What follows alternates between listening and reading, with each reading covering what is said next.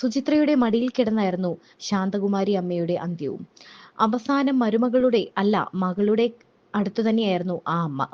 സുചിത്രയും മോഹൻലാലും വളരെ സ്നേഹത്തോടെ തന്നെ ജീവിക്കുകയായിരുന്നു. അവർക്കൊപ്പം തന്നെ ആ സന്തോഷത്തിൽ പങ്കുകൊള്ളുകയായിരുന്നു അമ്മയും. ഇടയ്ക്ക് തന്റെ അമ്മയ്ക്ക് സുഖമില്ലാതായതും കിടപ്പിലായതുമൊക്കെ മോഹൻലാലിനെ വളരെയധികം വേദനിപ്പിച്ചിരുന്നു. എന്നാൽ പിന്നീട് താൻ വീട്ടിലേക്ക് ഫോൺ ചെയ്യുമ്പോൾ തന്റെ അമ്മ സംസാരിക്കുന്നുണ്ട് എന്നത് വലിയ സ്നേഹവും സന്തോഷവുമാണ് അദ്ദേഹത്തിന് ഉണ്ടാക്കിയത്. അപ്രതീക്ഷിതമായ രണ്ട് വേദനകളാണ് ഇപ്പോൾ മോഹൻലാലിനെ തേടിയെത്തിയത്. തന്റെ ഉറ്റ സുഹൃത്തിന്റെ മരണത്തിനു പിന്നാലെ മോഹൻലാലിനെ തേടിയെത്തിയത് തന്റെ അമ്മയുടെ മരണവാർത്ത തന്നെയാണ്. ഷൂട്ടിംഗ് തിരക്കുകളിലായിരിക്കുമ്പോഴാണ് മോഹൻലാലിനെ തേടി തന്റെ അമ്മ വിട്ടുപോയി എന്ന വാർത്ത എത്തുന്നത്. കുറച്ചു നാളുകളായി ആരോഗ്യപരമായ ചില പ്രശ്നങ്ങളിലായിരുന്നുവെങ്കിലും ആരോഗ്യപരമായി വീണ്ടെടുത്തു വരികയായിരുന്നു അദ്ദേഹത്തിന്റെ അമ്മ. എന്താണെങ്കിലും തന്റെ മകന്റെ അവസാന നേട്ടം കാണാനും, അല്ലെങ്കിൽ ഈ ഒരു നേട്ടം കണ്ടുകൊണ്ട് തന്നെയാണ് ആ അമ്മ കണ്ണടച്ചത്.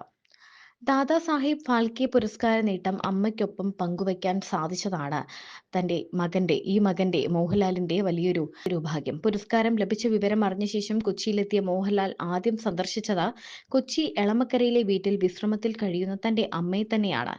അമ്മയുടെ അടുത്തേക്കാണ് ആദ്യം പോയത്. അതങ്ങനെ തന്നെയല്ലേ വേണ്ടത്? ഈ നേട്ടം കാണാൻ അമ്മയ്ക്ക് ഭാഗ്യമുണ്ടായി. അമ്മയ്ക്കൊപ്പം ഈ നേട്ടം പങ്കുവയ്ക്കാൻ എനിക്കും ഭാഗ്യമുണ്ടായി. അമ്മ സുഖമില്ലാതിരിക്കുന്ന സമയമാണ്. പക്ഷെ അമ്മയ്ക്ക് എല്ലാം മനസ്സിലാകുമായിരുന്നു. സംസാരിക്കാൻ കുറച്ച് പ്രയാസമുണ്ടെങ്കിലും എനിക്ക് കേട്ടാൽ മനസ്സിലാകും. തന്നെ അനുഗ്രഹിച്ചു എന്നും അന്ന് മോഹൻലാൽ പറഞ്ഞു. തന്റെ അമ്മ കുറച്ചു വർഷങ്ങളായി കിടപ്പിലായിരുന്നു എന്നും ധാരാളം സംസാരിക്കുമായിരുന്ന അമ്മയ്ക്ക് പിന്നീട് സംസാരിക്കാതായി. കണ്ണുകളിലൂടെയാണ് താനും അമ്മയും കൂടുതൽ മിണ്ടാറുണ്ടായിരുന്നത്. കണ്ണിൽ കണ്ണിൽ നോക്കിയിരുന്നാണ് താൻ ആ സ്നേഹവും വാത്സല്യവും അറിഞ്ഞത്. ചിലപ്പോൾ അമ്മ എന്നെ ഒന്ന് തൊടും, തല ഒന്നിളക്കും. അതിലൊക്കെ ഇപ്പോൾ ആ ഭാഷ തിരിച്ചറിയാൻ തനിക്ക് സാധിച്ചിരുന്നു. പണ്ട് അമ്മ തനിക്ക് ഉരുള ഉരുട്ടി തന്നതുപോലെ താൻ അമ്മയ്ക്കും ഉരുള നൽകും. താനും ഭാര്യ സുചിത്രയും കഴിക്കുന്നത് നോക്കി അമ്മ കിടക്കും.